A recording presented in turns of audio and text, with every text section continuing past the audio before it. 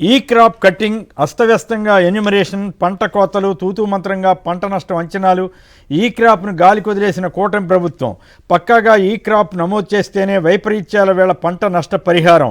బీమా సాయం రైతులు ఎక్కడ అడుగుతారోననే భయంతో ఉద్దేశపూర్వకంగానే ఈ క్రాప్ నిర్వీర్యం చేస్తున్న కూటమి ప్రభుత్వం అంటూ కథనాన్ని ఇచ్చారు. నేడు కృష్ణా జిల్లాలో వైఎస్ జగన్ పర్యటన సాగుతోంది. నిజంగానే రైతులను ఆదుకోవడానికి ప్రభుత్వం ఏమైనా గట్టి ప్రయత్నం చేస్తోందా? అసలు తుఫాను సహాయం కనుక తీసుకుంటే ధాన్యం కొనుగోలుతో మా సంబంధం లేదని కూడా చెప్తున్నట్లుగా నిన్న వార్త వచ్చింది.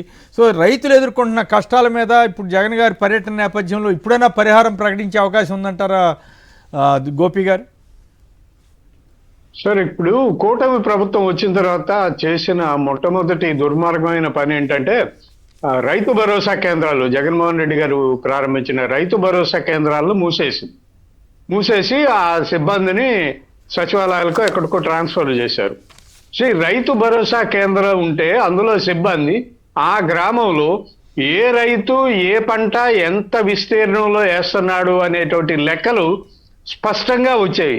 గ్రామంలోనే కాబట్టి గ్రామంలో ఉండే 100 మంది రైతులు 50 మంది రైతులు అంటే పేరు మార్చి వాటిని కంటిన్యూ చేస్తున్నారు కదా, పేరు మార్చారు కానీ వాటిని కంటిన్యూ చేస్తున్నారు కదా, అయినా కూడా ఈ క్రాపింగ్ సరిగ్గా జరగలేదన్నది విమర్శ.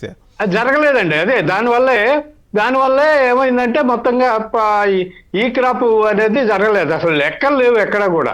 ప్రభుత్వం దగ్గర ఏ రైతు ఎంత విస్తీర్ణంలో ఏం పంట వేశాడు అనేటువంటి వివరాలు లేవు. ఈ లేకపోవడం వల్ల వాళ్ళకి వచ్చే నష్టపరిహారం రాదు. తర్వాత ఇన్సూరెన్స్ కట్టలేదండి. గత సంవత్సరం క్రాప్ ఇన్సూరెన్స్ ప్రభుత్వం కట్టాల్సింది కట్టలేదు. ప్రీమియం కట్టాలి, అది కట్టలేదు. దానివల్ల కూడా క్రాప్ ఇన్సూరెన్స్ చాలా మందికి రాదు. మొన్న వర్షానికి తుఫాను వల్ల, మోంతా తుఫాను వల్ల చాలా జిల్లాల్లో పంటలు నష్టపోయాయి. అంటే పంటలు, వరి పంట అంటే పొట్ట మీద ఉంటుంది. ఇప్పుడు ఈ పొట్ట మీద ఉన్నదే కింద పడిపోయిందని లేపి నిలబెట్టి చేయడం అనేది సాధ్యమయ్యే పరిస్థితి అయితే కాదు. ఆ రైతుకి నష్టపరిహారం ఇవ్వాలి. కానీ ఈ లెక్కలేవి ప్రభుత్వం దగ్గర లేవు. ప్రభుత్వం దగ్గర లేకుండా రైతులు వచ్చి ఇప్పుడు రైతులు సచివాలయానికి వెళ్ళి అడుగుతుంటే ఇప్పుడు కొన్ని ప్రాంతాల్లో మాత్రం కొన్ని సచివాలయాల్లో ఆ పంటల వివరాలు నమోదు చేస్తున్నారు. ఇప్పుడు మిగిలిన చోట్ల చాలా చోట్ల లేవు. సో ఇదంతా కూడా రైతులు, ఇప్పుడు ఈ ప్రభుత్వానికి రైతుల పట్ల చిత్తశుద్ధి ఉందని నేనైతే అనుకోవడం లేదండి. వీళ్ళకి పారిశ్రామికవేత్తల పట్ల చిత్తశుద్ధి ఉంటుంది కానీ రైతుల పట్ల చిత్తశుద్ధి లేదు. సో ఈ ప్రమాదం వల్ల చాలా మంది రైతులు నష్టపోయారు. చాలా మందికి నష్టపరిహారం అయితే అందదు. Right, okay. Real time governance అంటే రైతులకి కూడా ఆదుకునే విధంగా ఉండాలి తప్ప వాళ్ళకి ఎగ్గొట్టే విధంగా ఉండకూడదేమో కదా Venkatareddy? Real time governance real time ఆ టైంలో షో చేయటం వీళ్ళకి తెలుసు. ఎందుకు అంటే యాక్షన్ కెమెరా స్టార్ట్ అనగానే యాక్షన్ కెమెరా స్టార్ట్, 5 నిమిషాలు 10 నిమిషాలు వస్తారు, వెళ్ళిపోతారు. ఎందుకు దీన్ని అంటున్నా అంటే మీరు జాగ్రత్త, మీ మీద కక్ష కట్టినట్టున్నారు గవర్నమెంట్ వారు. వచ్చినట్టు ఆ మహిళను చూడకుండా పాపం శ్యామల గారి మీద కూడా కేసు పెట్టడం ఏంటి? ఇదేనా మహిళలకు ఇచ్చే గౌరవం? ఇప్పుడు వాళ్ళు మాట్లాడటానికి కూడా హక్కు లేదా? నిన్న ఆవిడ, మీరు వెళ్ళారు కదా, మాట్లాడుతూ విన్నాను, ఆవిడ 10 ప్రశ్నలు వేస్తే వాటిలో నాకైతే ఏం అభ్యంతరకరమైన ఏం కనపడలేదు. రెండోది అఫీషియల్ ప్రెస్ మీట్, దాంట్లో ఎక్కడ అభ్యంతరకరమైన వ్యాఖ్యలు లేవు. ఈ బెల్ట్ షాపుల వల్ల జరిగిందా కాదా, ఇది మద్యం వల్ల జరిగిందా లేదా, ప్రభుత్వం దీని మీద అసలు వివరణ ఇస్తుందా లేదా? అవును, వివరణ ఇస్తా లేదా? పోలీసులకి అంటే వేధించటమే వాళ్ళు శ్యామల గారి మీద వాళ్ళు రాశారు. అధిష్టానం డైరెక్షన్ మేరకే మాట్లాడని ఆవిడ చెప్పిందంట. ఆవిడేమంది, మమ్మల్ని బయట మాట్లాడొద్దన్నారు, లోపల గురించి మాట్లాడింది. మరి పోలీసులు ఎట్లా లీక్ చేశారా, లేకపోతే ఎల్లో మీడియా ఊహించి రాస్తుందా, నాకేం అర్థం కావట్లా. ఫేక్ చిచ్చుకు పోలీసు ఉచ్చు అంట. సోషల్ మీడియా పోస్టుల ద్వారా కుల ఘర్షణలు రెచ్చగొట్టే వారిపై సీరియస్ అండి. ఇవన్నీ కావాలని మరి ఇప్పుడు వీళ్ళ మీద కదా సార్, ఇప్పుడు ఫేక్ ప్రచారం చేసినటువంటి ఆ 2 పత్రికల మీద మరి యాక్షన్ తీసుకుంటారా డీజీపీ గారు? ఎందుకంటే ఇప్పుడు నేను విచారణకి వెళ్ళాను, నాతో పాటు నిన్న ఒక 5గురు విచారణకు వచ్చారు. శ్యామల గారిది ముందు మార్నింగ్ అయింది, నాది వెయిట్ చేయించి ఈవినింగ్ చేస్తాం విచారణ అన్నారు. ఈవినింగ్ వెయిట్ చేసి రాత్రి బయలుదేరేటప్పటికే 10 అయింది. సో వాళ్ళు అడిగిన క్వశ్చన్లు ఏం దారుణం అంటే, సాక్షి టీవీ వాళ్ళు మీతో మాట్లాడిచ్చారా? సాక్షి టీవీ వాళ్ళు మీకు ఏమైనా డబ్బులు ఇస్తారా? బయట చెప్పొద్దని అన్నారా? నన్నేం చెప్పొద్దని లేదు. సరే, ఇప్పుడు దీంట్లో దాపరికం నేను ఇచ్చారు కదా, వాళ్ళు అడిగిన క్వశ్చన్లు వాళ్ళు రాసేస్తున్నారు. వాళ్ళు అడిగిన క్వశ్చన్లు నేను చెప్పినటువంటి సమాధానం, వాళ్ళు అడిగేది మీకు బెల్ట్ షాపులు ఉన్నాయని అధికారికంగా ప్రభుత్వం ప్రకటించిందా అని అడుగుతారు క్వశ్చన్. అసలు బెల్ట్ షాప్ లో నేను ప్రభుత్వం ఎట్లా ప్రకటించింది? వేలం పాటలు పెట్టినట్టు మీరు ఈ బస్సు ప్రమాదం జరిగినాక సార్, మీరు ఈ బస్సు ప్రమాదం జరిగినాక ఆ బస్సు దగ్గరలో ఉన్న బాధితులతో కానీ డ్రైవర్తో కానీ మాట్లాడారా అంట. నేను ఎట్ట మాట్లాడతాను డ్రైవర్తో పాటు? మీరు ఏ విధంగా బెల్ట్ షాపులు ఉన్నాయని చెప్పి నిర్ధారించారు? నేను స్థానికులతో మాట్లాడి మీడియా వాళ్ళతో మాట్లాడి నిర్ధారించా అని చెప్పా. సో అది కుదరదంట. అఫీషియల్ గా ప్రభుత్వం ఇచ్చే ఫ్యాక్ట్ చెక్ కావాలంట.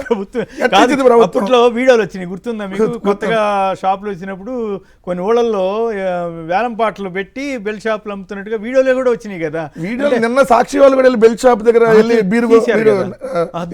నాకైతే నిజంగా అప్రిషియేట్ చేయాలి. ఈ మధ్య కాలంలో సాక్షి టీవీలో అంత ఆధారపూరితంగా వచ్చిన ఎవ్రీథింగ్ స్ట్రింగ్ ఆపరేషన్ ఎక్కడైనా ఇప్పుడు వాళ్ళు ఏంటంటే మనం 4-5 సమాచారం సేకరించకుండా రాయరు. ఎందుకంటే మన బెల్ట్ షాపులు కూడా ఊర్లో ఉన్నటువంటి దాదాపు 12-13 మంది దగ్గర బయట తీసుకుని వేశారు. ఏది లక్ష్మీపురంలో బెల్ట్ షాప్ లో నిన్న స్ట్రింగ్ ఆపరేషన్ చేశాడు రిపోర్టర్. చాలా అప్రిషియేట్ చేయాలి, అదొక అంశం. రెండో దీనికి సంబంధించి చెప్పానంటే మళ్ళీ ఏది పెడితే మాట్లాడితే లేని ఏది పెడితే అంటే వాళ్ళు ఏ మాత్రం చిన్న ఇప్పుడు గతంలో ఏంటి ప్రజాస్వామ్యబద్ధంగా ఏదైనా ఉంటే కూడా అయ్యా ఇట్లా ఉంది అక్కడ ఎలాంటి క్వశ్చన్ లేకుండా కేసులు పెడుతున్నారు. ఆ ఇద్దరు వ్యక్తులు మద్యం షాప్ లో బెల్ట్ కొన్నారని మద్యం షాపులోనే మద్యం కొన్నారని మీరు అంగీకరిస్తున్నారని క్వశ్చన్ అడిగారు. దానికి నేను చెప్పాను మద్యం షాపులో మద్యం కొన్నమాట వాస్తవం, దాని తర్వాత బెల్ట్ షాప్ లో కొన్నమాట కూడా వాస్తవం, అది కూడా రాయాలి మీరు అంటే. సో దానికి అగ్రీ చేస్తారు వాళ్ళు కూడా. సో దీంట్లో రెండోది ఇక్కడ రైతులకు సంబంధించినటువంటి దాంట్లో ఇష్యూ వస్తే మొట్టమొదటిగా ఈ క్రాప్ అనేది ఏంటంటే ఒక గ్రామంలో ఒక సర్వే నెంబర్లో ఏ రైతు ఏ పంట ఎంత సాగు చేస్తున్నాడు అనేది అఫీషియల్ రికార్డ్ రైతు భరోసా కేంద్రం అంటే ప్రభుత్వం దగ్గర ఉండాలి. సో వీళ్ళు రైతు భరోసా కేంద్రం పేరు మార్చారు, సరే వాళ్ళ ఇష్టం, అది రైతు సేవా కేంద్రం అంటే మార్చుకున్నారు. సో కానీ ఈ క్రాప్ అనేది నమోదు చేయాలి. పాయింట్ నెంబర్ 1, ఈ క్రాప్ నమోదు చేయకపోతే అసలు ఎక్కడ ఎంత పంట నష్టం జరిగింది ఎలా తెలిసిద్ది? ముందు అసలు గవర్నమెంట్ దగ్గర రికార్డు ఉంటే రికార్డు ప్రకారం ఈ ఊర్లో ఇప్పుడు సిస్టమ్స్ వచ్చినాయి కదా, ఈ క్రాప్ సిస్టమ్ ఇవన్నీ వచ్చిన తర్వాత చంద్రబాబు నాయుడు గారు తుఫాన్ ఆపినాడు, ఏ గ్రామంలో ఎంత పంట నష్టపోయిందో చెప్పలేడా? మోందా మోకరిల్లినప్పుడు ఇట్లా అంతే తెలంగాణ మీద తుఫాన్ అంతా వదిలినప్పుడు ఆయన చెప్పినాయి కదా. నిజమేనది ఓ మంత్రి గారు ఎవరు అంటుంటే ఆ వీడియో కరెక్టో కాదని నేను వాడలేదు. తెలంగాణ వాళ్ళ దాంట్లో ట్రోల్స్ కూడా అదేదో జనాలు లేని దేశం మీదకో లేదా జనాలు లేనటువంటి ఖండం మీదకో వదలొచ్చు కదా, మా తెలంగాణ మీద వదిలేవు. సో ఇక్కడ ఏంటంటే ఈ క్రాప్ నమోదు చేయలేదు కొమ్మనేని గారు. పాయింట్ నెంబర్ 1, ఈ క్రాప్ నమోదు చేయకపోతే అసలు మనకి ఏ గ్రామంలో ఎంత పంట వేశారు, ఏ మండలంలో ఎంత నష్టపోయింది అనేది వివరాలు రావు. రెండో పాయింట్ వచ్చేటప్పటికి ఇక్కడ మెయిన్ ఎన్యూమరేషన్. ఈ ఎన్యూమరేషన్ ప్రక్రియలో వాళ్ళ ఆంధ్రజ్యోతి పత్రికే రాసింది చూడండి సార్, 3 రోజుల క్రింద కథను చూస్తే రైతుల్లో గడువు గుబులు పంట నష్టంపై హడావిడిగా ఎన్యూమరేషన్. 2 రోజుల్లోనే నివేదికకు సిబ్బంది ఆదేశం, శుక్రవారంతో ముగిసిన ఆ గడువు. కానీ చాలా ప్రాంతాల్లో ముంపులోనే పంటలు, నీరు దిక్కుండానే పంట నష్టంపై అంచనా, దీనివల్ల నష్టపోతామని రైతుల ఆవేదన. ఎక్కడ వేశారు? మెయిన్ పేపర్లోనే వేశారు. ఇదే సమస్య, మీరు ఎన్ని బయట పెడుతున్నారని ఈనాడు వాళ్ళు అసలు ఎన్ని పెట్టొద్దు సార్, ఇప్పుడు డీటెయిల్ తీయొద్దని చెప్పి పెట్టారు. సార్ ఎవరైనా పత్రికలో వార్త నిజంగా వాళ్ళు రాసిన దానికి అది నిజమైతే 10 మందికి కాదు 1,00,000 మందికి షేర్ చేయమని వేయాలి వాళ్ళు యాడ్. సో దాన్ని ఎక్కడ మీరు డిస్ప్లే చేయొద్దంటే వాళ్ళు రాసేటటువంటి న్యూస్ లో ఫేక్ ఉందనే కదా, దాన్ని మనమంతా మనం డిస్ప్లే చేస్తున్నామనే కదా. ఫేక్ అని అనక్కర్లేదు కానీ కాంట్రడిక్టరీగా ప్రాబ్లం వస్తుంది. మన మొలకల చెరువులో 1000 బెల్ట్ షాపులు ఉన్నాయని వాళ్ళే రాశారు. ఈనాడు జిల్లా పేపర్ లో వచ్చింది, రోజు చూపిస్తున్నాం దాన్ని. దాంతో వాళ్ళకి అదేంటి మన హైదరాబాద్ లో ఉన్న జిల్లా పేపర్ ఎట్లా వచ్చింది మనకి? ఈ పేపర్ లో చూస్తేనే వచ్చింది కదా. అందుకని లేకపోతే చిత్తూరులో ఉన్న ఎవరో చూసి మనకు పంపిస్తే తప్ప రాదు కదా. సో అది వాళ్ళ బాధ. సో వచ్చినాయని చూపిస్తున్నాం అనేది. రెండోది ఇక్కడ వచ్చేటప్పటికి 15 లక్షల ఎకరాల్లో పంట నష్టపోయింది కొమ్మనేని గారు. కానీ వీళ్ళు ఇప్పుడు 3,70,000 నిన్నైతే 2 లక్షలనే మొదటిసారి. కానీ ఇప్పుడు అందులో సమాచారం 3,70,000 వరకే చూపించాలనేది. అంటే మిగిలిన రైతులందరూ నష్టపోయినట్టే కదా. రెండోది పంటల బీమా అసలు లేదు, రైతులకు సంబంధించి రైతు భరోసా లేదు. ఇప్పుడు పంట నష్టపరిహారం కింద ఇప్పుడు ఏదైతే ఇన్పుట్ సబ్సిడీ ఇవ్వాలి ఇప్పటి వరకు ప్రభుత్వం ప్రకటించాల. మీకు తెలంగాణలో 10,000 అన్నారు ఎకరానికి పరిహారం, ఎప్పుడు ఇస్తారనేది తర్వాత వాళ్ళ ఇష్టం. సో కానీ అసలు ఇక్కడ ప్రకటించాల. అంతే సార్, ఇప్పుడు జగన్మోహన్ రెడ్డి గారు ముందు కదిలితేనే వీళ్ళు కదులుతారు ప్రభుత్వం. ఎందుకంటే జగన్మోహన్ రెడ్డి గారు ఇవాళ గట్టిగా ఇవాళ వాళ్ళు వాయిస్తాడు కదా, వాళ్ళు ఎడాపెడా వాయిస్తాడు కాబట్టి సాయంత్రం లేదంటే మధ్యాహ్నం ఈయన ఉన్నప్పుడు ప్రకటించేస్తారు. అది ఎవరు ప్రకటిస్తారు ముందు అయితే. సరే అది కొంతమందికి అందిద్దా లేదని. ఎందుకంటే మీరు చూస్తే మిర్చి యార్డ్ దగ్గరికి వెళ్ళి సాయంత్రం చంద్రబాబు నాయుడు గారు లేఖ రాశాడు. పొగాకు బోర్డుకి జగన్మోహన్ రెడ్డి గారు వెళ్ళిన తర్వాత పొగాకు బోర్డుకి లేఖ రాశాడు. తర్వాత అక్కడ మన బంగారుపాలెం మామిడి రైతుల దగ్గరికి వెళ్ళిన తర్వాత మామిడి మేము కొంటామని చెప్పి అలానే మీకు ప్రతిదీ ఉల్లి రైతులు కావచ్చు, ఎక్కడైతే జగన్మోహన్ రెడ్డి గారు స్పందించి వెళ్తారో వెళ్ళిన తర్వాత ఈ ప్రభుత్వంలో కనీసం కొద్దిగా అంటే కుంభకర్ణుడు నిద్రపోయినట్లు నిద్రపోతారు. జగన్ గారు అక్కడికి వెళ్ళంగానే ఉలిక్కిపడి లభిస్తారు కాబట్టి అక్కడ లేచి ఇది ఇస్తాం అంటారు. సరే ఎంతో కొంత ముందు ఇవ్వాల్సినటువంటి పరిస్థితి. రైతు పూర్తిగా నష్టపోయినాడు. 16 నెలల్లో ఎక్కువ నష్టపోయింది రైతే సార్. అవును, ప్రాణ నష్టం జరగలేదు కానీ అంతవరకు 8 మంది చనిపోయారు సార్ ప్రాణ నష్టం. సరే అయినా కూడా తక్కువ లేదని అంటున్నారు. 8 మంది చనిపోయారు. కానీ ఆస్తి నష్టం అంటే ప్రత్యేకించి రైతులకైతే విపరీతమైన నష్టం జరిగింది అనేది ఎక్కువ చోట. రైతుకి దెబ్బ మీద దెబ్బ సార్. ఇప్పుడు రైతు ముందు వేద్దామంటే విత్తనాలు అవి సరిగ్గా ఉండవు. సరే దాన్ని ఎట్లా ఒకటి పండిద్దామంటే యూరియా అందదు. సరే ఎట్లా ఒకటి దాన్ని అంటే పంట సరిగ్గా చేతికి అందదు. సరే అందినటువంటి పంటను అయినా అమ్ముదామంటే గిట్టుబాటు ధర ఉండదు. సో దెబ్బ మీద దెబ్బ పడతా ఉంది రైతన్నకు. కాబట్టి ఈ రైతన్నను ప్రభుత్వం ఆదుకోవాలి. వాళ్ళు జగన్మోహన్ రెడ్డి గారు ఈ పర్యటన తర్వాత కనీసం వీళ్ళకైనా కదలికి వచ్చిద్దాం. ఎందుకంటే ఒక ఆయనేమో ముంబైలో ఫ్యామిలీతో క్రికెట్ మ్యాచ్లకి వెళ్ళాడు, ఇంకొక ఆయనేమో లండన్లో ఫ్యామిలీ పర్యటనలో ఉన్నాడు. సో మరి వీళ్ళందరూ వచ్చేనప్పుడు అంటే అక్కడ ఏదో హిందూజా వాళ్ళని కలిసారని అన్ని వచ్చినాయి అనుకోండి. ఏడాదిలో కలుస్తాడు సార్. ఇప్పుడు ఆయన ఎట్టుంటుంది అంటే చెప్పట్లా, ఇప్పుడు విశాఖపట్నంలో సదస్సుల్లో ఎంత పెట్టుబడులు వచ్చేస్తే ముందే చెప్పేస్తున్నారు. ఎన్ని ఒప్పందాలు ఎంత పెట్టుబడులు అనేది ఫిక్స్డ్. అంటే ఫిక్స్ చేసి వాళ్ళు చెబుతున్నారంటే ఏంది, అదో ప్లాన్ ప్రకారం అది వచ్చేది కాదు. సో వీళ్ళు జనాల మధ్యలో ఎంత పెట్టుబడులు వచ్చినాయని చెప్పేటటువంటి కార్యక్రమం అనేది అర్థమైపోయింది. ఒక భాగం అనుకోండి అది. అంటే కొంతమంది తోటి ముందుగానే ఆల్రెడీ 10 లక్షల కోట్లు ఎంత పెట్టుబడి పెడతారు మీరు అని అడిగే అవకాశం ఉంది. దాన్ని లెక్కలేమని చెబుతున్నారు. నిజంగా వస్తే సంతోషం. గత అనుభవాలు రీచ్ అయితే అట్లా వాళ్ళు చెప్పేదండి 10 లక్షల కోట్లు పెట్టుబడులు వచ్చేసి చెబుతున్నారు. వచ్చేసి ఇంకో 10 లక్షల కోట్లు రాబోతున్నాయని చెబుతున్నారు. మరి వీళ్ళు చెప్పిన ప్రకారం 20 లక్షల కోట్లు పెట్టుబడులు వచ్చేస్తే 1 లక్ష కోట్లు 20 లక్షలు అంటే ఎంతమంది ఉద్యోగాలు రావాలి? మళ్ళీ వైసీపీ వాళ్ళు ఎక్కడో చూశాను, వైసీపీ వాళ్ళు పెట్టుబడులను అడ్డుకోవడానికి ప్రయత్నం చేస్తున్నారండి. మీరు అడ్డుకోగలిగితే పరిస్థితి ఎందుకు ఉంటుంది? ఎవరు అడ్డుకున్నారు? మేము లోకేష్ గారు ఎవరు అన్నారని ఎక్కడో చూశాను నేను. చంద్రబాబు నాయుడు గారు అనుబంధం మేము నిజంగా అడ్డుకుంటే ఆగిపోతాయి. అదే ఆయన చెప్పంగానే మోహన్దానే ఆగిపోలేదు కదా సార్. ఆయన చెప్పారు వాళ్ళేమో డ్రగ్ పార్క్ వద్దు అయ్యొద్దని ఉత్తరాలు రాస్తారు, అదానికి రాసిచ్చేస్తున్నారని వాళ్ళు విమర్శలు చేస్తారు. సార్ బల్క్ డ్రగ్ పార్క్ వచ్చినప్పుడు యాక్చువల్ తుని దగ్గర వీళ్ళు అక్కడ ఎవరిని భూములు ఇవ్వద్దని చెప్పి, అసలు మీకు ఇక్కడికి వస్తే ఇవన్నీ నాశనం అయిపోయిందని చెప్పి ప్రచారం చేసి లేఖ కూడా రాశాడు యనమల రామకృష్ణుడు ఇది వద్దని. సరే అక్కడి నుంచి జగన్మోహన్ రెడ్డి గారు నక్కపల్లి దగ్గరకు మారిస్తే ఇదే ఇప్పుడు ఉన్న హోంమంత్రి గారు టీడీపీ మహిళా అధ్యక్షురాలుగా ఉన్నారు. మీకు ఇక్కడ బల్క్ డ్రగ్ పార్క్ వస్తే పిల్లలు పుట్టరు, మీ అన్ని నాశనం అయిపోతారు, ఇవ్వద్దని చెప్పి ఆమె రెచ్చగొట్టింది. ఈ రోజు ఆమె అక్కడ పెట్టడానికి భూములు అయిన సేకరణకు వస్తే ఇప్పుడు అడుగుతున్నారు, మొన్నటిదాకా మీరే కదా ఇక్కడికి వస్తే ఇవన్నీ నాశనం అయిపోతాయి అంది. మరి ఈ రోజు మీరు ఎట్లా సమ్మతిస్తున్నారు? ముందు దానికి సమాధానం చెప్పడంటే మాట్లాడకుండా వెళ్ళిపోయినటువంటి పరిస్థితి. రైట్. సుధాకర్ రెడ్డి గారు కాణిపాక నుంచి. సుధాకర్ రెడ్డి గారు నమస్కారం, మాట్లాడండి. నమస్కారం కుమ్మనేని గారు, మీకు ప్యానెల్లో ఉన్న సభ్యులందరికీ. ఎట్టకేలకు మటుకు చంద్రబాబు గారిది మెచ్చుకోవాల్సిన విషయం ఏంటంటే, జగన్మోహన్ రెడ్డి గారు కదిలిన తర్వాత ఏదైనా ఈయన స్పందిస్తాడు. ఎందుకంటే అది క్రెడిట్ జగన్మోహన్ రెడ్డి గారికి పోతుంది అనుకోరు. ఇప్పుడు మామిడికాయలు కూడా మాకు 4 రూపాయలు వేసేశారు. ఎప్పుడు వేసారంటే ఈ పోరాడిన తర్వాత వచ్చి తిరిగిన తర్వాత ఇప్పుడు 4 రూపాయలు మాకు మొన్న ఈ మధ్యనే ఒక 15 రోజులు ఇప్పుడు పడిపోయింది మొత్తం అంతా. దానికి ముందు స్పందించలేదు. ఇంకొకటి ఇప్పుడు చూడండి, QR కోడ్ అనేది ముందు వైన్ షాపుల కాడ జగన్మోహన్ రెడ్డి గారు తీసుకొచ్చింది. దాన్ని ఇప్పుడు స్వామిత్వాన్ని ఇప్పుడు జగన్ బూరచ్చ అనేది ఒకటి ఉంది ప్రోగ్రామ్ కుమ్మనేని గారు, దాన్ని పేరునే మార్చి ఇప్పుడు స్వామిత్వతో తిరిగి ఇప్పుడు తీసుకొస్తున్నారు. మళ్ళా స్వామిత్వ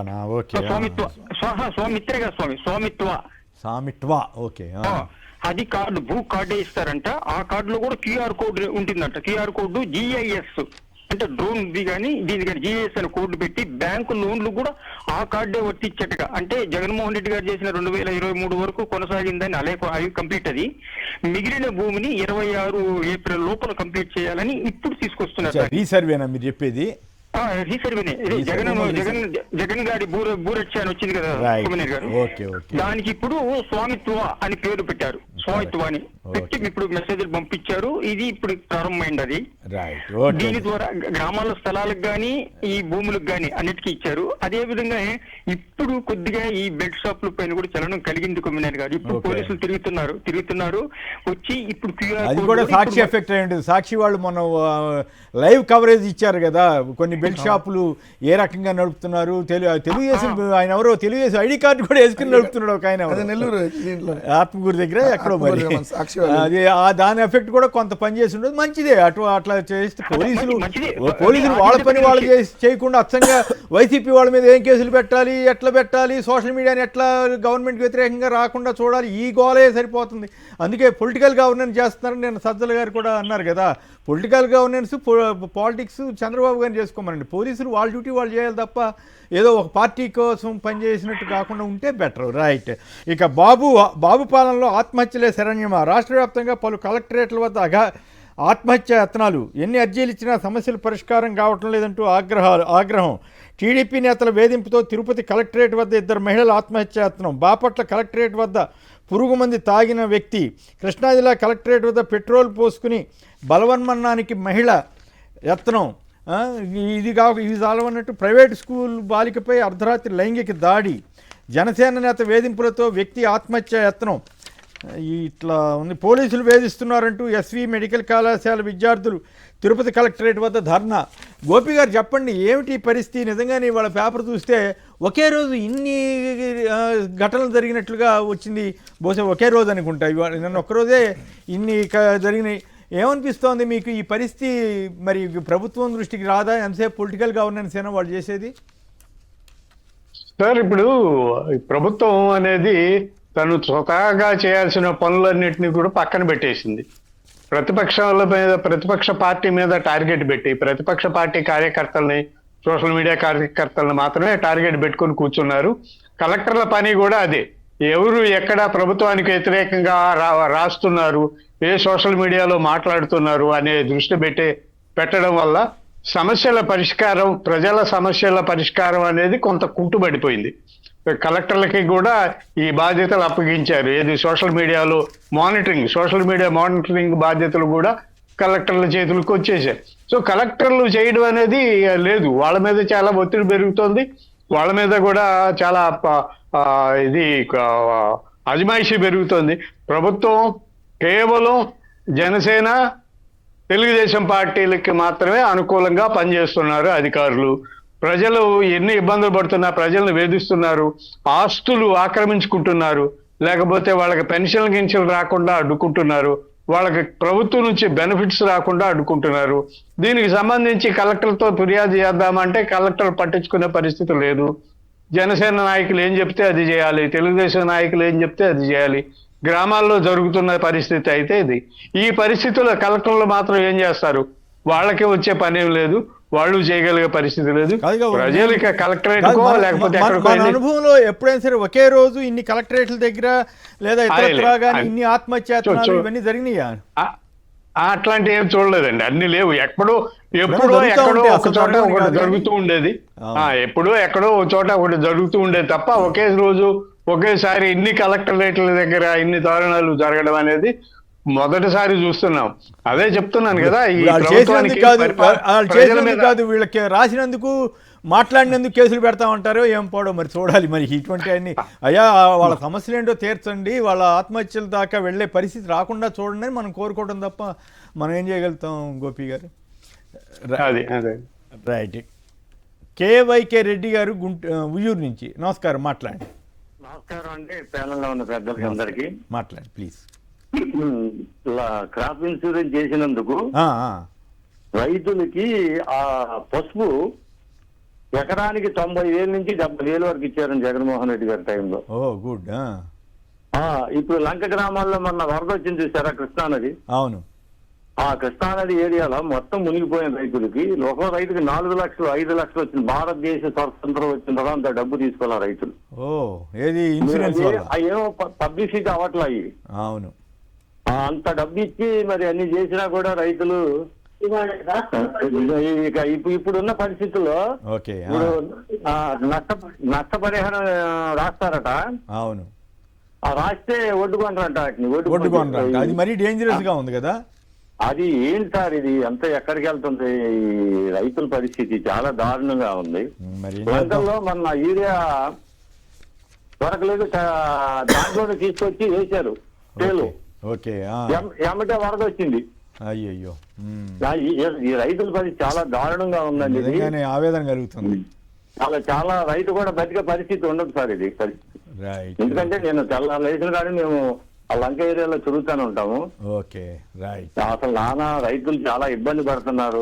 దీన్ని కూడా చూద్దాం మరి వాళ్ళు జగన్ గారు టూర్ తర్వాత వీళ్ళు మేల్కొని ఇట్లాంటివి లేకుండా చూస్తారు. అసలు తుఫానుకి పరిహారానికి ధాన్యం కొనుగోలుకి లింక్ పెడితే ఎట్లా? ఇంత అన్యాయం కదా, దుర్మార్గం అనేటువంటి పరిస్థితి ఏర్పడుతుంది కదా.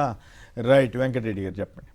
ఇప్పుడు ఆత్మహత్యలకు సంబంధించిన దాంట్లో ఆత్మహత్యాయత్నాలు ప్రయత్నాలు అనేది ఇప్పుడన్నా రేరుగా 1-2 అంశాల్లో ఉండేవి. కలెక్టరేట్ ఎదురుగా కలెక్టరేట్ ఎదురుగా ఏదో దశాబ్దాలుగా పెండింగ్ లో ఉన్నటువంటి, నేను పొరపాటు ఏం చెప్పలేదు, ఒకే రోజు జరిగింది కదా ఇవన్నీ కూడా. దానికి సంబంధించి ఓకే, ఇప్పుడు దశాబ్దాలుగా పెండింగ్ లో ఉన్నటువంటి ఉంటే వాళ్ళు విసిగి వేసారిపోయి ఎక్కడ పనులు కాక కలెక్టర్ దగ్గర కూడా తిరిగి అవ్వకపోతే జరిగేటటువంటి సంఘటనలు ఉండే. కానీ ఇక్కడ ఇన్సిడెంట్లు చూస్తే ఒకటేమో తెలుగుదేశం నాయకులు వేధింపులు భరించలేక అయ్యో ఏదో స్థలం దానికి సంబంధించి 20 ఏళ్ళుగా ఇంటి పని కడుతున్నారంట. కానీ దాన్ని ఇప్పుడు వీళ్ళు ప్రభుత్వం వచ్చిన తర్వాత వాళ్ళని చెప్పి వాళ్ళ వేధింపులతో లాక్కునేటటువంటి ప్రయత్నం జరిగితే అక్కడ ఒక తిరుపతిలో మహిళ, ఇక్కడ ఇంకోటి చూస్తే వితంతు పెన్షన్ రావటం లేదని. ఎంత దారుణం చూడండి అసలు ఈ ప్రభుత్వం. మరి 17 నెలలుగా ఏం చేస్తుంది? పెన్షన్ ఒకళ్ళకి కూడా పెన్షన్ ఇవ్వలేనటువంటి పరిస్థితిలో అక్కడ అంతకుముందు ఉంటే పెన్షన్ కోసం ఎక్కడికి వెళ్ళే పని లేకుండా వాలంటీర్ ఇంటికి వచ్చేవాళ్ళు. సచివాలయం ఆధ్వర్యంలో పెన్షన్ మంజూరు అయ్యాయి. ఏదైతే ప్రతి 6 నెలలకు ఒకవేళ రాకపోతే 6 నెలలకి మళ్ళీ కొత్త పెన్షన్లు కూడా తీసి చేసేవాళ్ళు.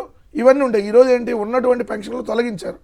ఈ తొలగించడం వల్ల వాళ్ళకి వచ్చేటటువంటి జీవనాధారం నెల అదే ఇప్పుడు ఆ 4,000 రూపాయలే. ఆ 4,000 రాకపోతే వాళ్ళు బతకడానికి సాధ్యంగా ఉన్నటువంటి పరిస్థితి. కానీ అది కూడా ఇవ్వలేనటువంటి పరిస్థితిలో జరుగుతున్నటువంటి తంతు. మిగిలిన మూడో అంశం మీరు ఇక్కడ చూస్తే కుమ్మలేని గారు, దీంట్లో ఒకటేమో పెన్షన్ల గురించి, ఇంకోటేమో వాళ్ళు పురుగు మందు దాగి భూ వివాదాలకు సంబంధించి వీళ్ళు ఏం చెబుతున్నారు, అసలు ఇమీడియట్గా పరిష్కరించేస్తామని చెబుతున్నారు. మొత్తం అసలు ఇమీడియట్గా మళ్ళీ మాట్లాడితే రోజు తీసుకుంటారు సార్ అర్జీలు. ఒకళ్ళేమో తెలుగుదేశం పార్టీ ఆఫీస్లో తీసుకుంటారు, ఇంకోళ్ళు జనసేన ఆఫీస్లో తీసుకుంటారు, కలెక్టర్ దగ్గర అంటారు.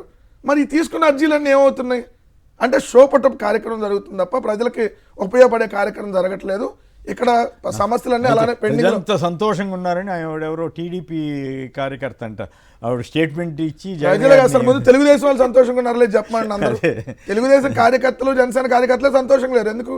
వాళ్ళకి పెన్షన్ రావట్లేదు కదా, వాళ్ళకి కొత్త పెన్షన్ లేవు, వాళ్ళకి రైతు భరోసా లేవు, వాళ్ళకి మీరన్నా నిరుద్యోగ వృత్తి లేదు. మరి మీరు మీ వాళ్ళే సాటిస్ఫాక్షన్ లేరు, ఇంక ప్రజలు అక్కడ సాటిస్ఫై చేస్తారు. ఏదో పత్రికల్లో అంతా బాగుందని చెప్పి చూపించుకుంటే ఏముంది అంటే ఓదరగొట్టేటటువంటి కార్యక్రమం అయింది కదా. సో ఇప్పటికైనా చర్యలు తీసుకోవాలి కలెక్టర్లు కానీ అక్కడ అధికారులు. మీరు చంద్రబాబు నాయుడు గారు పొలిటికల్ గవర్నెన్స్ అంటున్నాడు, ప్రాబ్లం అది. మీరు ప్రజల గవర్నెన్స్ కూడా మళ్ళీ పాపం రెక్కాడితే డొక్కాడినాళ్ళు లేకపోతే కదలలేని వాళ్ళకి కూడా రాజకీయాలు ఏంటంటే వాడే పార్టీ సీనియర్ 4 సార్లు సీఎం అయిన ఆయన ఆ స్థాయిలో చెప్పడం నాకైతే మేము ప్రజల గవర్నెన్స్ ఇస్తామని చెప్పాలి. ఓన్లీ పొలిటికల్ గవర్నెన్స్ మేము నడుపుతామనంటే పార్టీ వాళ్ళు చెప్పినట్టు వాళ్ళకి ఒక్కటి కూడా చేయొద్దని చెప్పి అంతకంటే వాళ్ళకి ప్రత్యక్షంగా కానీ పరోక్షంగా కానీ సహకరించొద్దు. ఎట్లా ఇప్పుడు వైసీపీ వాళ్ళకి ఎలిజిబిలిటీ ఉన్న వాళ్ళకి పెన్షన్ ఇవ్వకూడదు, వైసీపీ వాళ్ళకి ఎలిజిబిలిటీ ఉంటే రైతు భరోసా ఇవ్వద్దు. ఇదే కదా వాళ్ళు. అందుకే ఎవరు ఒక ఆయన వీడియో చేశారు, అయితే మా దగ్గర ట్యాక్సులు కట్టించుకోమాకండి, మా దగ్గర అవి వసూలు చేయమాకండి, ఏవి కూడా కరెంట్ ఛార్జీలు కూడా వసూలు చేయొద్దని ఒక ఆయన ఎవరు ఎదురు ఇచ్చేశారు. నిజంగా దారుణం అనిపిస్తుంది ఇటువంటి చూసినప్పుడు. చంద్రబాబు గారు ఈ వయసులో మీరు ఉంటే మంచిది తప్ప ఈ రకంగా వైసీపీ వాళ్ళు అయితే చేయొద్దు. వాళ్ళు కూడా పేదలే సార్, పేదలను పేదలుగా చూడండి, మనుషులుగా చూడండి. అంతేగాని వైసీపీ వాళ్ళ, తెలుగుదేశం వాళ్ళ, జనసేన వాళ్ళ, మా వాళ్ళు అయితే ఇవ్వండి, మా వాళ్ళు కాకపోతే పెన్షన్ ఇవ్వద్దు. ఏం సార్ ఈ దిక్కుమాలిన రాజకీయాలు? పెన్షన్లో కూడా పేదవాళ్ళ పట్ల కనికరం ఉండండి సార్. మీరు పెద్దవాళ్ళకి పెట్టుబడిదారులకి బ్రహ్మాండంగా చేసుకోగలిగినంత. ఆయన ఎవరో ఒక వీడియో వచ్చింది, 400 కోట్ల రూపాయల విలువైన ఆర్టీసీ స్థలాన్ని 23 కోట్లకి ఇచ్చి పడేస్తున్నారని చెప్పి విజయవాడలో మద్దతుదారుడు. సరే మీరు అట్లాంటి ఎన్నైనా చేసుకోండి, కానీ పేదవాడు తినటానికి కాస్తన్నా మీరు దయ చూపండి సార్. మీరు అది మర్చిపోతే ఎట్లా? రైట్. రాజధాని నిర్మాణానికి మరో 32,500 కోట్ల రుణం అట్టండి. ప్రపంచ బ్యాంకు ఏడీపీ నుంచి 14,000 కోట్లు అంటే, నాబార్డు ఇంకా ఎక్కడెక్కడి నుంచో మిగతా నిధులు అంట. చాలా గొప్పగా రాస్తున్నారు ఎల్లో మీడియా వాళ్ళు. ఇవి కాకుండా హట్కో నుంచి ఇంకొక 5,000 కోట్లట. ఇది వేరే పర్పస్, అది వేరే పర్పస్. ప్రభుత్వం గ్యారంటీ ఇస్తూ కార్పొరేషన్ ద్వారా ఇప్పటికీ 55,383 కోట్లు అప్పు చేసిందటండి. మరోవైపు ఇంట్రెస్టింగ్ విషయం ఏంటంటే, మొన్ననే దేశ ప్రధాని నరేంద్ర మోడీ గారు ఛత్తీస్గఢ్ వెళ్ళి అక్కడ అసెంబ్లీ భవనాన్ని ఇనాగ్రేట్ చేశారు. ఆ ఇనాగ్రేట్ చేసిన దాంట్లో అడ్వర్టైజ్మెంట్ ఇచ్చారు. ఎంటర్టైన్మెంట్లో కేవలం మన మోడీ గారు ఈ ఫోటో వేస్తున్నారు, ముఖ్యమంత్రి గారు ఫోటో వేశారు. మొన్న అయితే మ్యారిటైమ్ సదస్సులో అమిత్ షా గారు ముఖ్య అతిథి అయినా కూడా ఆయన ఫోటో వేయలే. కానీ ఆశ్చర్యంగా ఆంధ్రప్రదేశ్లో మాత్రం మొన్న ఒక ప్రకటన చూస్తే ముగ్గురు మంత్రులు ఫోటోలు చంద్రబాబు గారితో పాటు నలుగురు అనుకుంటే వేశారు. అది ఏందో మరి ఏదైనా రాజ్యాంగం రెడ్ బుక్ రాజ్యాంగం లాగానే అన్ని రూల్స్ వేరువేరుగా ఉంటున్నట్టున్నాయి ఏపీలో. సరే ఆ గొడవ ఎట్లా ఉన్నాయి. ఛత్తీస్గఢ్ విధానసభ భవన్ని ప్రధాని మోడీ గారు ఇనాగ్రేట్ చేశారు. దానికైన ఖర్చు 324,93,00,000. అంతే కదా, చూడండి వెంకటరెడ్డి గారు, 324,94,00,000 మాత్రం, అంటే 325 కోట్లు అనుకుందాం. మరి మన ఏపీలో తాత్కాలిక సచివాలయానికి ఎంత భారీ ఖర్చు పెట్టారు, ఇప్పుడు ఈ అసెంబ్లీ భవనానికి ఎన్ని వేల కోట్లు ఖర్చు పెట్టబోతున్నారు దాని మీద రకరకాల వార్తలు వస్తున్నాయి. ఇప్పటికీ ఫైనలైజ్ అయిందా అసెంబ్లీ భవనానికి సంబంధించి? అయింది సార్. ఇప్పుడు తెలంగాణ విధానసభ దాని మీద మళ్ళీ మాట్లాడదాం. ఇప్పుడు ఒక చిన్న విరామం తర్వాత ఛత్తీస్గఢ్ అసెంబ్లీ భవనానికి ఎందుకంత తక్కువ అయింది, ఏపీలో ఇన్ని వేల కోట్లు తీసుకొచ్చి ఖర్చు పెట్టాల్సిన అవసరం ఎందుకు వస్తూ ఉంది, ఇది నిజంగా ప్రజల సంక్షేమం కోసమేనా కాదా, దీని మీద అలాగే ఈ మద్యం కేసు సంబంధించి ఇతరత్రా ఉన్న విషయాల మీద చర్చలోకి వెళ్దాం. గోపి గారు చెప్పండి, అమరావతికి మరొక 32,000 కోట్లని ఘనంగా అప్పు విషయాన్ని కూడా బ్రహ్మాండంగా వేసుకుంటున్నారు. అదే జగన్ టైంలో చేస్తే అప్పులు చెప్పని రాశారు, ఇవాళేమో బ్రహ్మాండం అంటున్నారు. ఇంకోవైపు మీకు కింద చూపించాం కదా, ఛత్తీస్గఢ్లో అసెంబ్లీ భవనానికి కేవలం 324 కోట్లు అండ్ 325 కోట్లు అయితే ఇక్కడ ఎందుకు ఇన్ని వందల కోట్ల వేల కోట్లు మరి నాకు కరెక్ట్గా అంచనా తెలియదు. కానీ బట్ చాలా రెట్లు ఎక్కువగా ఖర్చు పెడుతున్న వైనం చూస్తున్నాం. ఇన్ని వేల కోట్లు ఈ రాజధాని పేరు మీద, దీన్ని సమర్థిస్తారా మీరు? సార్ కొమ్మినేని గారు, ఇప్పుడు ఆల్రెడీ అమరావతిలో అసెంబ్లీ భవనం ఉంది, అక్కడ అసెంబ్లీ సమావేశాలు జరుగుతున్నాయి. 5 బ్లాకులు సచివాలయానికి ఉంది. మొదటి బ్లాక్ లో ముఖ్యమంత్రి గారు ఉంటారు, ఆర్థిక మంత్రి ఉంటారు. మిగిలిన బ్లాకుల్లో మంత్రుల శాఖలు అన్ని పనిచేస్తున్నాయి. ఇప్పుడు మళ్ళీ ఇంకోటి కట్టాల్సిన అవసరం ఏమొచ్చింది, కడితే దీన్ని ఏం చేస్తారు, ఇవన్నీ కూడా చర్చనీయాంశాలండి. అది కొన్ని వేల కోట్లు పెట్టి కట్టిన అసెంబ్లీ, ఇప్పుడు ప్రస్తుతం నడుస్తున్న అసెంబ్లీ భవనాన్ని ఏం చేయబోతున్నారు అనేది నాకు అర్థం కాదు. రెండోది ఏంటంటే, ఇప్పుడు అక్కడ అమరావతిలో ఏదైనా కూడా భారంగానే కనిపిస్తుందండి. ఏదైనా బిల్డింగ్ కట్టాలంటే ఎస్ఎఫ్టీ గరిష్టంగా 4,000 5,000 అవుతుంది ఎస్ఎఫ్టీకి, కానీ అమరావతిలో 12,000 13,000 అవుతుంది. అలాగే రోడ్డు వేయాలంటే నేషనల్ హైవేస్ అథారిటీ వాళ్ళు చెప్పే లెక్కలే కూడా 15 కోట్లు అవుతుంది కిలోమీటర్కి. కానీ ఇక్కడ అమరావతిలో 174 కోట్లు అవుతుంది. ఎందుకు అవుతుంది, ఎందుకు అంత ఖర్చు పెడుతున్నారో తెలియడం లేదు. బిల్లులు అయితే చూపిస్తున్నారు. మరి నిజంగా అంత ఖర్చు పెట్టాల్సి వస్తుందా? అంత లూజ్ మట్టి కాబట్టి అది, లేకపోతే లోతైన ప్రాంతం కాబట్టి అంత ఖర్చు పెట్టాల్సి వస్తుందా, లేకపోతే వీళ్ళు లెక్కలు ఎక్కువ చూపించేసి ఎటన్నా తరలిస్తున్నారా డబ్బును అనేది అర్థం కావడం లేదు. కానీ భారీగా ఇప్పుడు గతంలో ఎన్నికల సమయంలో ఏం చెప్పారు, శ్రీలంక అయిపోతుంది, ఆంధ్రప్రదేశ్ శ్రీలంక అయిపోతుంది, 14 లక్షల కోట్ల రూపాయలు అప్పు చేశాడు జగన్మోహన్ రెడ్డి అని ప్రచారం చేశారు. ఎన్నికలు అయిపోయిన తర్వాత బడ్జెట్లో ఎంత చూపించారు, 5 లక్షల కోట్లు. 5 లక్షల కోట్లలో 2.5 లక్షల కోట్లు 2014 నుంచి 19 వరకు ఉన్నటువంటి చంద్రబాబు నాయుడు గారే చేశారు. సో ఇవన్నీ వాస్తవాలు కనిపిస్తూ ఉంటాయి, కానీ ప్రచారాలు, అబద్ధాల ప్రచారాలు మాత్రం చాలా ఎక్కువగా ఉంటాయి. ఛత్తీస్గఢ్ అంటే అది న్యాయమైన బడ్జెట్ అండి. మరి ఇక్కడ చూపించేది ఇది ఎంతవరకు న్యాయం అవుతుందో, ఎన్ని లక్షల కోట్లు వేస్తారు, ఒక్కో బిల్డింగ్ ని ఎన్నిసార్లు కడతారో అర్థం కాని పరిస్థితి కనిపిస్తుంది. రైట్, మీరేమంటారు? ఒకటి, అక్కడ దోపిడీ లేదు, ఇక్కడ దోపిడీ ఉందనేది దానికి క్లియర్ డిఫరెన్స్. దోపిడీ ఇప్పుడు ఛత్తీస్గఢ్కి సంబంధించినటువంటి అసెంబ్లీ అంటే విధానసభ అంటారు అక్కడ, దానికి 324 కోట్లు అయింది.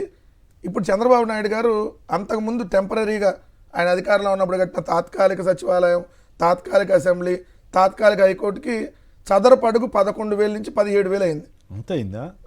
సచివాలయం అయితే 17,000, చదరపు అడుగు 17,183 రూపాయలు పెట్టి కట్టారు. సో మొత్తంగా దాదాపు 1000 కోట్లు అన్ని కలిపి 3 కలిపి ఏదైనా 3 బిల్డింగ్లు 1000 కోట్లు అయింది. సో 3 బిల్డింగ్లు కలిపి తాత్కాలిక బిల్డింగ్లు. ఇప్పుడు పర్మనెంట్ బిల్డింగ్లు కడతానని చెప్పి మన టెండర్లు పిలిచారు.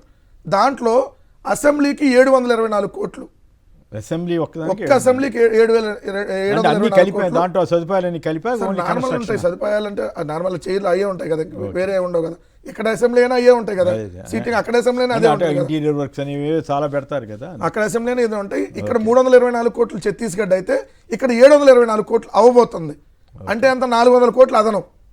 సో రెండోది సచివాలయం ఆల్రెడీ కట్టున్నారు ఇక్కడ, మళ్ళీ కొత్త సచివాలయం కడతా అని చెప్పి 4668 కోట్లతో ఐకానిక్ టవర్స్ అంట. 4668 కోట్లు తెలంగాణ సచివాలయం. సచివాలయంలో 1000 కోట్లు ఎంత అయినట్టు. తెలంగాణకు 800 కోట్లు ఎంత అయినట్టు సార్. దానికి సంబంధించి తెలంగాణ సెక్రటరేట్ 600 కోట్లు అని రాశారు. బట్ 10,51,000 చదరపు అడుగులు పెరిగినట్లు పెరిగి ఉంటుంది దానికి సంబంధించి. సో ఎంత దోపిడీ ఎంత ఉందో ఇది నిదర్శనం. రెండో అంశం వచ్చేటప్పటికి ఇక్కడ అమరావతి పేరుతో వీళ్ళు తీసుకుని వస్తున్నటువంటి అడ్డగోలు అప్పులు దోచిపెడుతున్నటువంటి విధానం. ఎందుకు మీరు అన్నట్టుగా ఇక్కడ ఎస్ఎఫ్టీ 4,000 5,000 అయితే బెంగళూరు కానీ లేదంటే హైదరాబాద్ కానీ, ఇక్కడ వీళ్ళు ఎంత చేస్తున్నారు 11,000 12,000కి వాళ్ళకి సంబంధించినటువంటి వాళ్ళకి ఎక్సెస్కి ఇచ్చేసేటటువంటి కార్యక్రమం.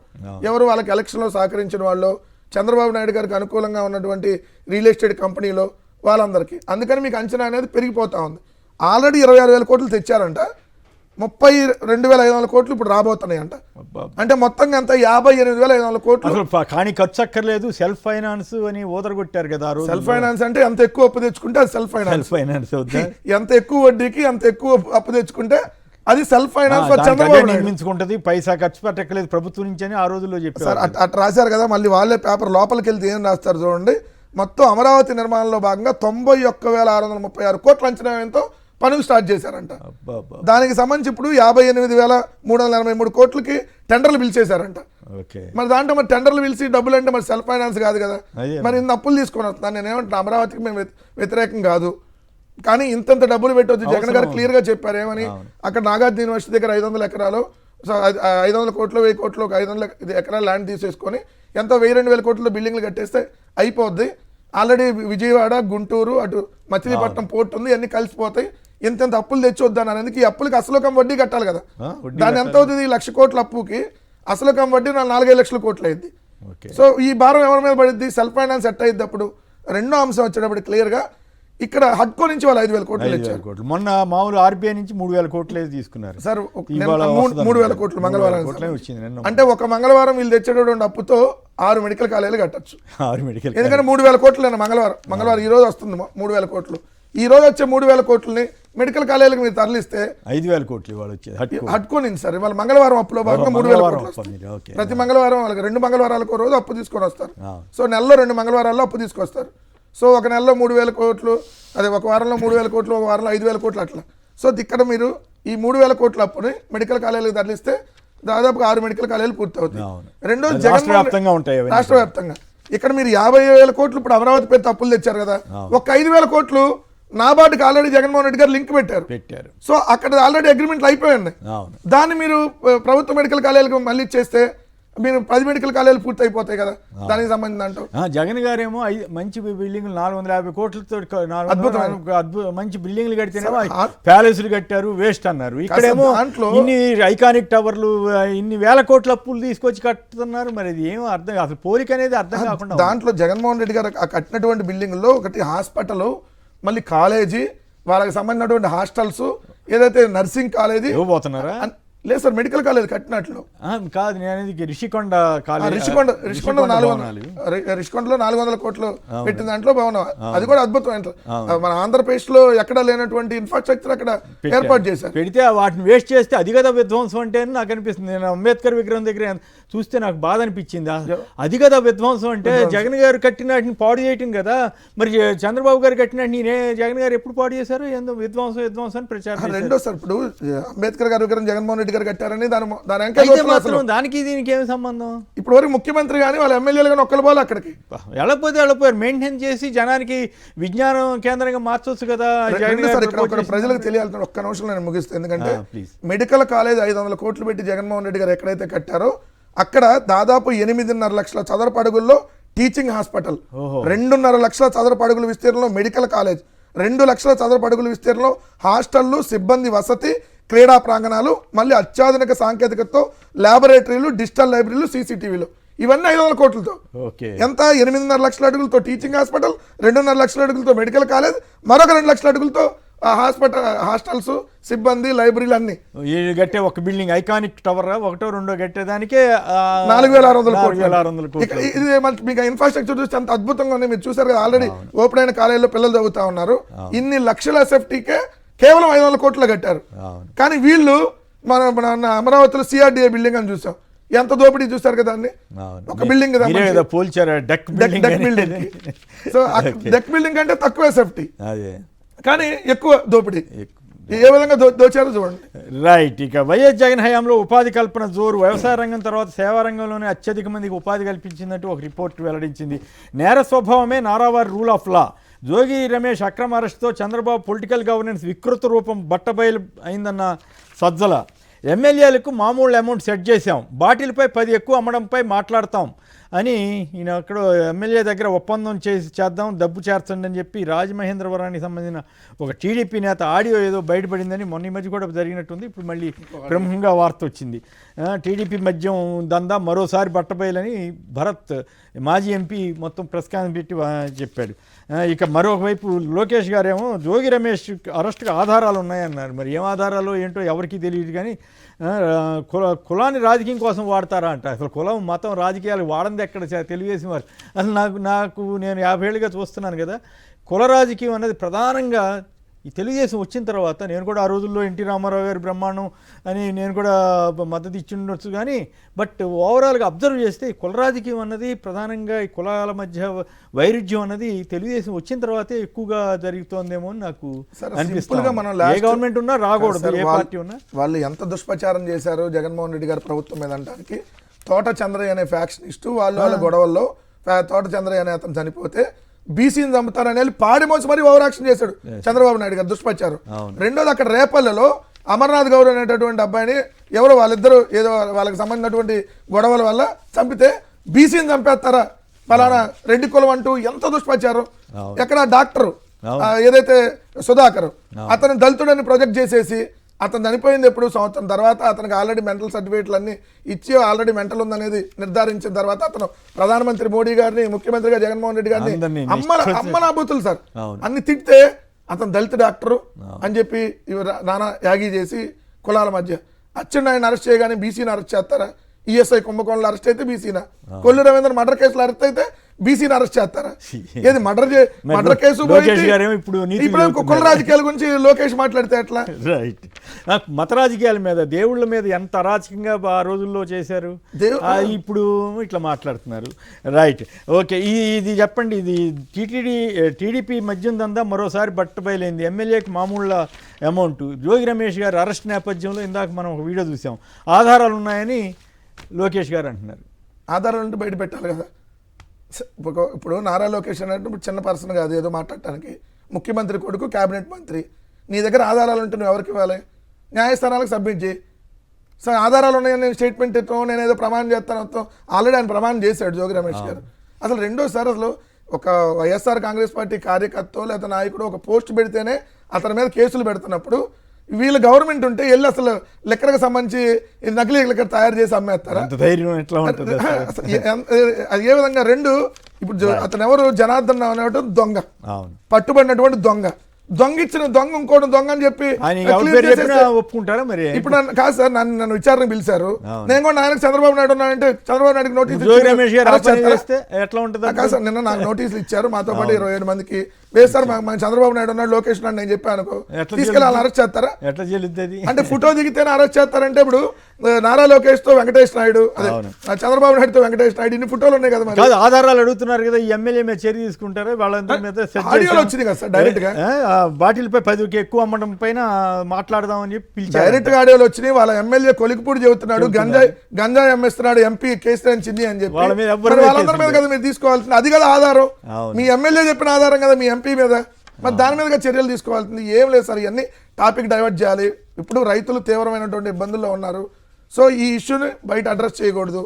మొన్న జరిగినటువంటి కేసులాడితే అడ్రస్ చేయకూడదు. సో వీళ్ళు విదేశీ టూర్లు విహారయాత్రలు చేస్తున్నారు, ఇవన్నీ డైవర్ట్ ఇదే చేయాలి. పొరపాటు జగన్ గారు ఎక్కడికైనా వెళ్ళుంటే అది ఆడుకుంటున్నాడు ఇది ఆడుకుంటున్నాడు ఎంత దారుణంగా ప్రచారం చేశారు ఆ రోజుల్లో. చేస్తారు వీళ్ళు సార్. ఎక్కడికి వెళ్ళినా కూడా అది చాలా పద్ధతి విపరీతమైన దుష్ప్రచారం. వెళ్ళటాన్ని మనం తప్పట్టక్కర్లా, కానీ వాళ్ళ తత్వం జగన్మోహన్ రెడ్డి గారు చేసిన మంచి జనాల్లోకి వెళ్ళనీయకుండా వాళ్ళు విపరీతమైన దుష్ప్రచారాలు సంబంధించిన వాళ్ళు చేసి గోపి గారు లబ్ధి పొందారు. గోపి గారు చెప్పండి, ఇప్పుడు ఆధారాలు లేవంటున్నారు ఆయన, మరి ఇప్పుడు ఆధారాలు సహా వీళ్ళు ఈయన భరత్ గారు బయట పెట్టాడు, ఎమ్మెల్యేకి మామూలు అమౌంట్ సెట్ చేసామని చెప్పి ఈ ఆడియో లీక్ అయింది. మరి ఇటువంటి వాటి మీద కూడా కనీసం చర్య తీసుకోవట్లేదు కదా. ఎందుకు ఆవిడెవరో శ్రీకాళహస్తి ఎమ్మెల్యే అది ఎవరు వినూత్ జనసేన ఆవిడ ఓపెన్గా చెప్పినా కూడా చర్య తీసుకోలేదు కదా. మీరేమంటారు ఈ పరిస్థితి మీద? జోగి రమేష్ కేసుకి గురించి లోకేష్ గారి వ్యాఖ్యలు కానీ ఈ రాజమండ్రి ఇష్యూ కానీ వీటన్నిటి మీద మీ అభిప్రాయం ఏంటి?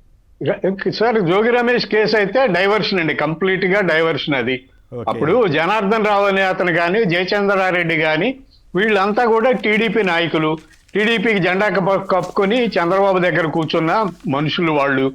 వాళ్ళు నకిలీ మద్యం తయారు చేస్తే పక్క పార్టీ వాళ్ళ మీద రుద్దాల్సిన ప్రయత్నం ఏంటి? అది అసలు ఏమాత్రం కూడా సమర్థనీయంగా లేదు.